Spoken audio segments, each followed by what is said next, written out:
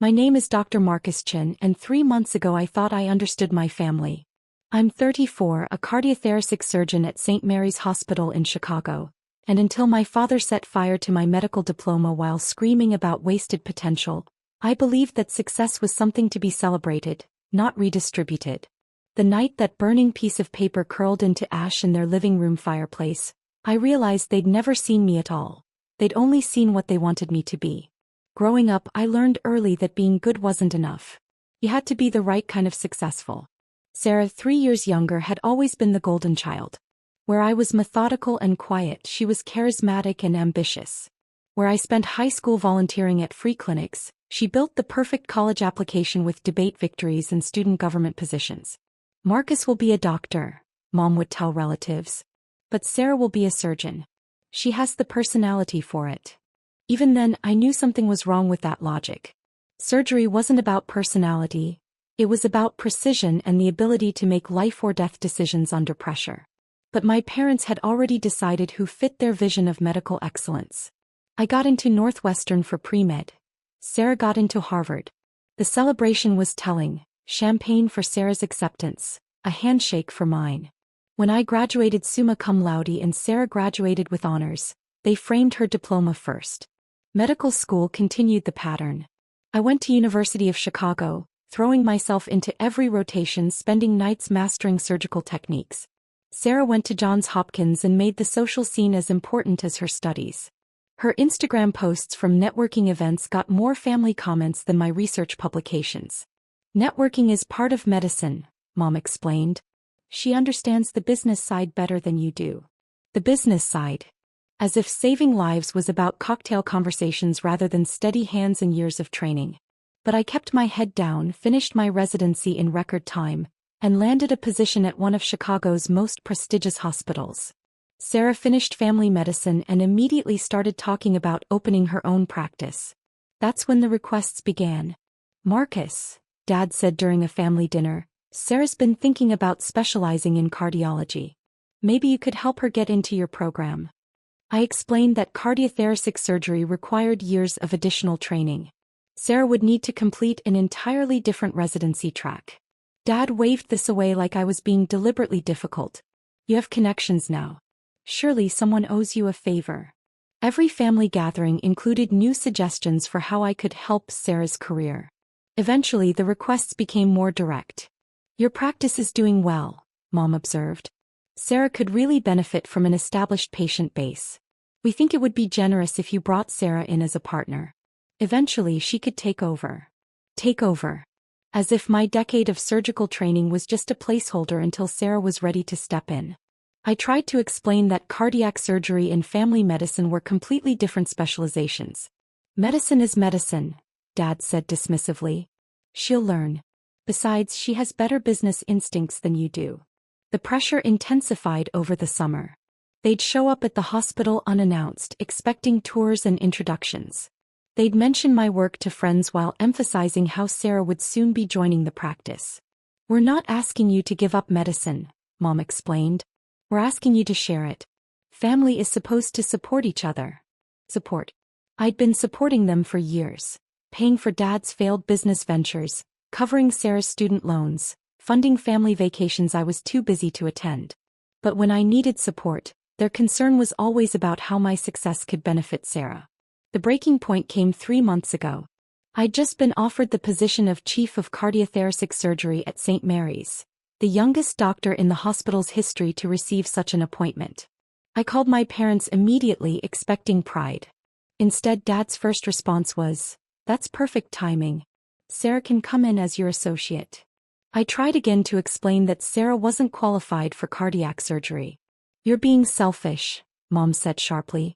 "This is exactly the opportunity Sarah needs. You've had your time to play doctor. Now it's her turn. Play doctor." As if the hundreds of patients I'd saved were just an elaborate game until the real doctor could take over. The confrontation that ended everything happened on a Sunday evening. I'd just saved a 45-year-old father's life during a complex bypass procedure. I should have gone home, but I stopped by my parents' house to share the good news. I found them with Sarah, surrounded by legal documents. Partnership agreements, business proposals, transfer papers. They'd been planning my future without me. Perfect timing, Dad said. We've been working on the transition plan.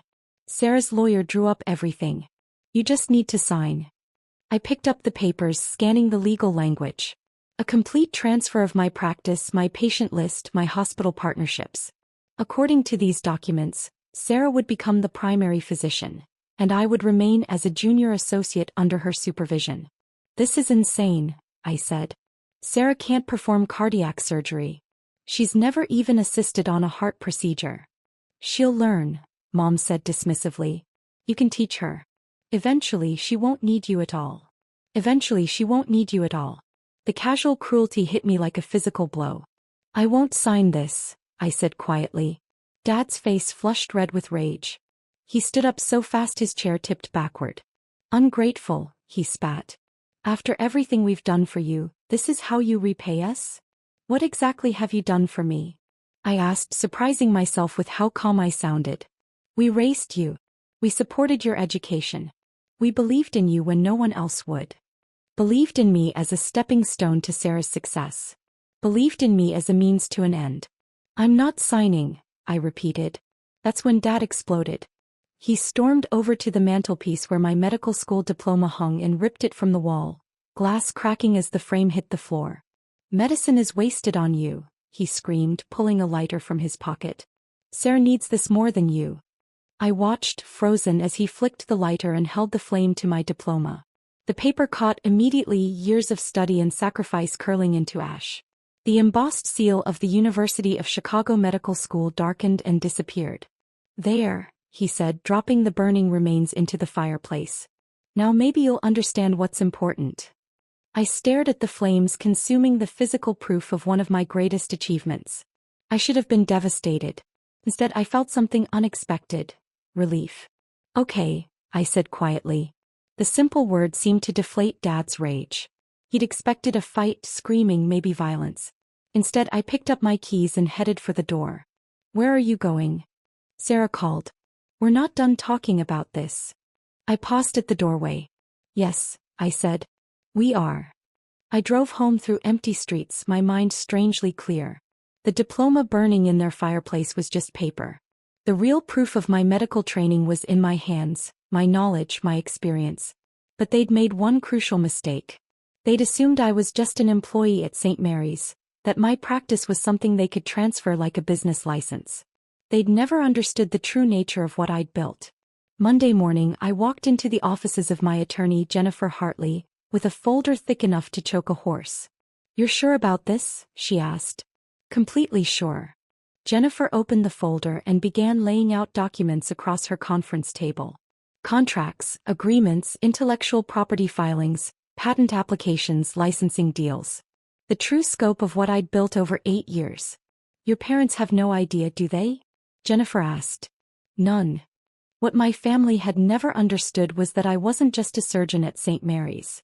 I was the co-founder and majority owner of Advanced Cardiac Solutions, a medical technology company that developed innovative surgical instruments and techniques. While they thought I was playing doctor, I'd been revolutionizing cardiac surgery. It started during my residency when I noticed inefficiencies in standard bypass procedures. Working with biomedical engineers, I'd developed a new type of stent that reduced surgery time by 40% and improved patient outcomes significantly. Instead of just publishing research, I'd filed patents and started a company. Over the years, Advanced Cardiac Solutions had grown from a basement startup to a major player in the medical device industry. Our instruments were used in hospitals nationwide. Our techniques were taught in medical schools. Our patents generated millions in licensing fees annually. My practice, at St. Mary's, was actually a testing ground for new procedures and equipment.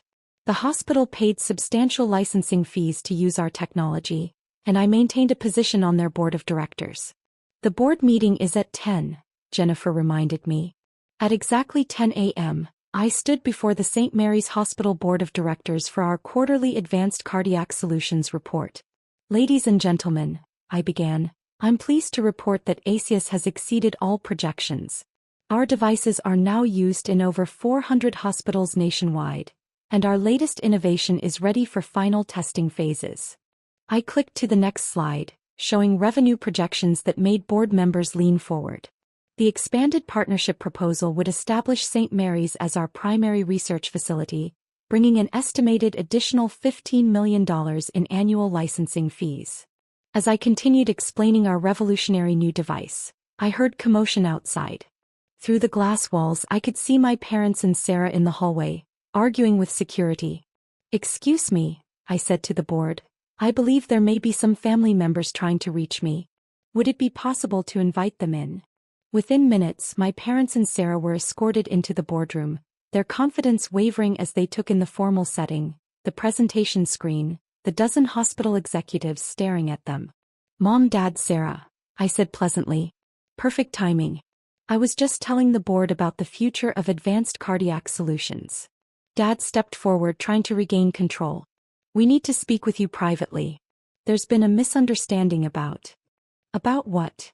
Dr. Morrison, the chief of staff, interrupted. "I'm sorry, but who are you?" "I'm his father," Dad said. "We're here about his medical practice. There's been some confusion about ownership and..." The silence that followed was deafening. Several board members exchanged glances. "Dr. Chen," Dr. Morrison said carefully, "would you like to explain to your family what Advanced Cardiac Solutions is?" I looked at my parents, at Sarah's increasingly pale face.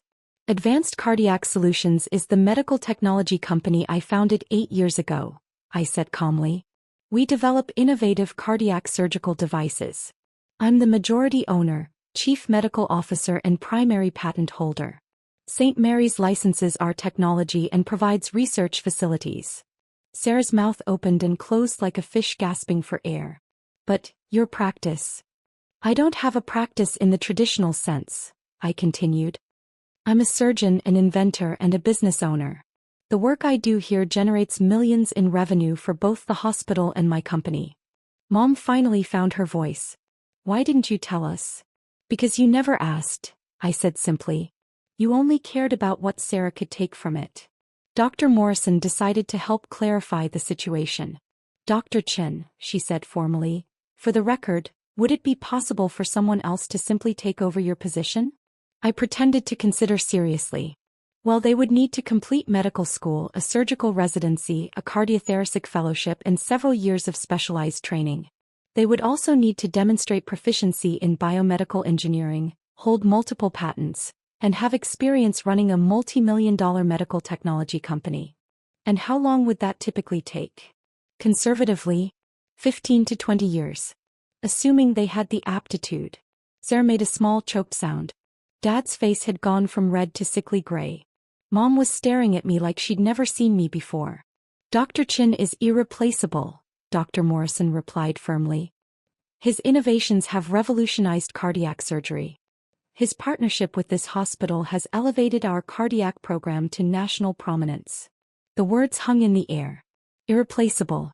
Revolutionary. Everything my parents had never seen, never acknowledged, never understood. "We just thought, family should help family."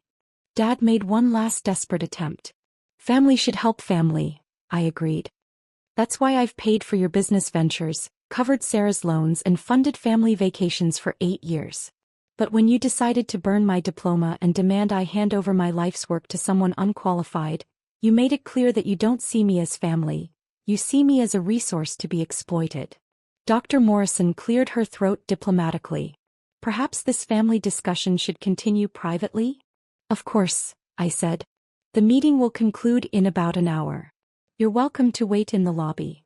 They filed out in stunned silence, leaving me to finalize the partnership expansion that would cement my position as one of the most successful cardiac surgeons and medical innovators in the country. An hour later, I found them in the lobby like refugees from their own expectations. Sarah was crying quietly. Mom was staring at her hands. Dad was reading something on his phone, probably Googling Advanced Cardiac Solutions. $52 million in annual revenue, he said without looking up. "Forbes named you one of the top medical innovators under 40. I sat down across from them.